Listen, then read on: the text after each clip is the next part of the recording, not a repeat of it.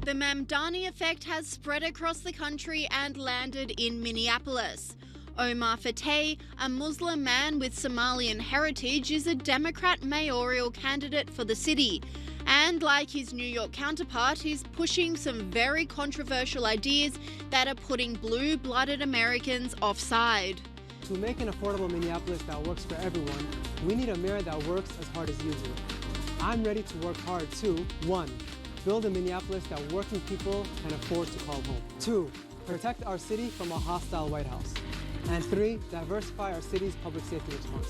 By increasing the minimum wage to $20 by 2028 and passing rent stabilization to stop price gouging and incentivizing new construction, we can protect workers. Fateh, much like Mamdani, is also exploiting the sentiment of his Democratic base by running on a very vocal anti-Trump ticket.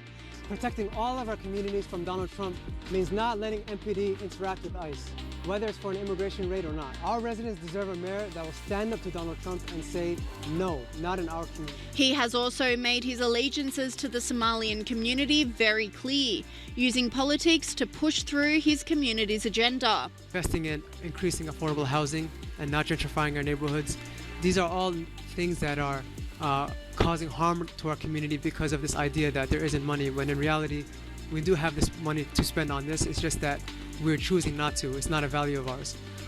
So right now we're blessed to have 3 Somali elected officials at the Capitol. Me, Sister Holden Hassan, who's in the State House, and Brother Mahmoud Noor. And we work very closely together. And we carry each other's bills. So the way it works is, if there's a bill in the House, it needs an identical bill to be carried in the Senate for it to be negotiated and to pass in the committees, and then go on for the floor session, and then go on to the governor's signature. So we're able to pass our bills back and forth that'll help benefit our communities. Online commentators have blasted the candidate, with this person saying, Omar Fateh is a socialist running to be the mayor of Minneapolis. He said his goal is to infiltrate the government to enrich the Somalis. And this person agreed, saying Minneapolis may get its own Zoran Mamdani. It's spreading. Omar Fateh is running for mayor to freeze the rent, raise the minimum wage by $4 over a couple of years, why not 100, Trump-proof the city and diversify public safety response, i.e. defund the police. You gotta be kidding me. He's basically cloning Zoran's platform, has to be defeated. Fateh's push for politics comes after Zoran Mamdani created waves in New York City, being elected as the Democrat nominee for mayor of the city. Former Speaker of the House Kevin McCarthy has warned that this trend signals a further shift to the left for the Democrats. Your thoughts on what's going on? This means much more because this is a very big race. I mean, this has ramifications beyond New York. And the Democrats are in a transition period. Which direction do they go? And it tells you 2 things in this race, right? Cuomo's in this race. Everybody assumes he's going to win. Mamdani enters, and he has a 1%. He destroys Cuomo. He comes out stronger than anybody thinks. So the party is moving towards a socialist wing, AOC and others. But it's another telling story for the Democratic Party. It means they're leaderless, because it means Schumer and Hakeem are not the leaders. They're trying to find somebody new. Commentator Jack Pozo echoed these sentiments at the Turning Point conference, saying these would-be politicians are not American. And this idea that I think we've been laboring with, this experiment that we've tried in mass immigration, has been a mass failure. It has been a failure. And this idea that if you just hand someone a piece of paper, that makes them American, guess what? It's failed. It's wrong. It's not true. And as I stand here before you today, I'll ask you a question. Does Kami Mamdani, does Zoran Mamdani seem like an American? No, he's not an American. Is Zoran Mamdani an American like we are? No, he's absolutely not. Is Ilhan Omar American like we are? No, and I can do the list all day long. Media mogul Dave Portnoy doubled down, slamming Mamdani for his views. I think this is one of the worst, scariest candidates. He calls himself a democratic socialist. He's not. He's a socialist. He's closer to a communist. He said it.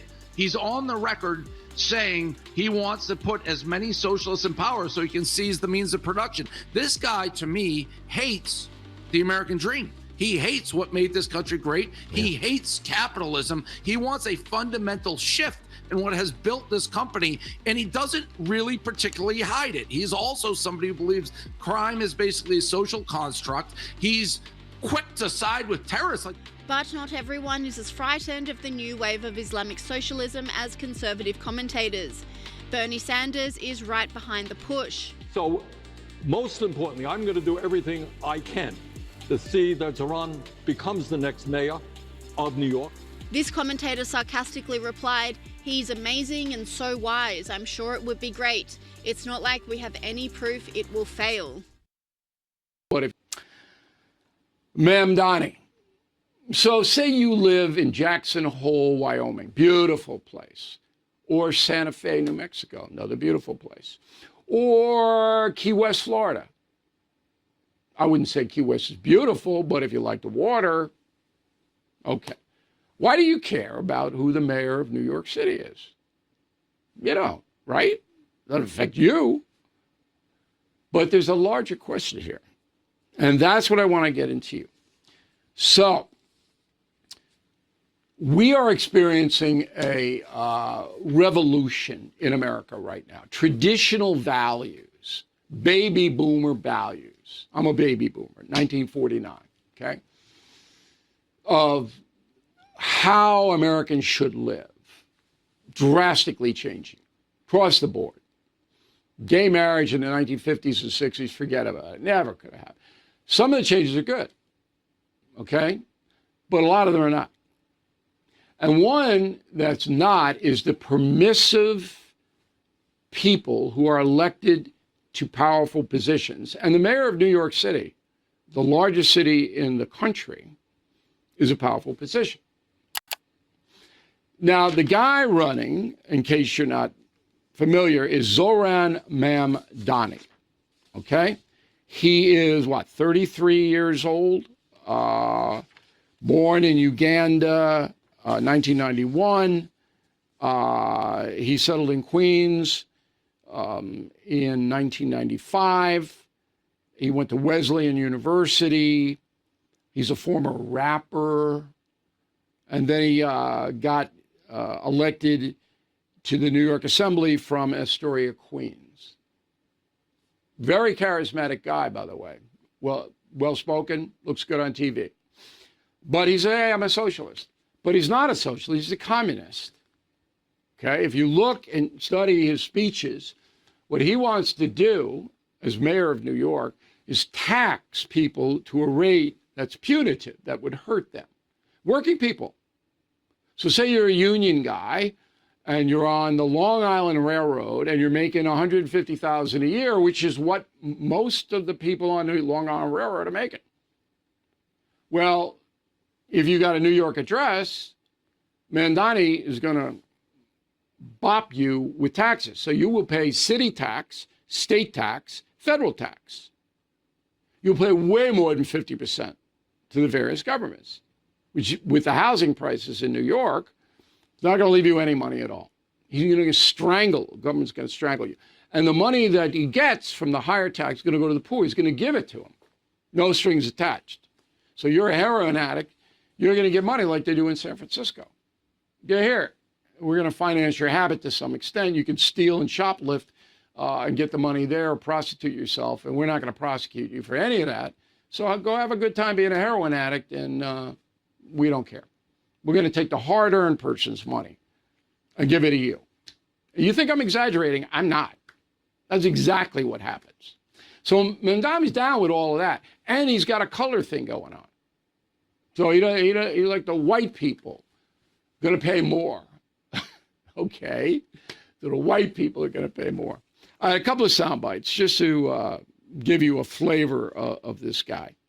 The first one that we're going to use is about the police. Now, the New York City Police, largest agency in the country, should be about 45,000. It's down about 36, 37,000.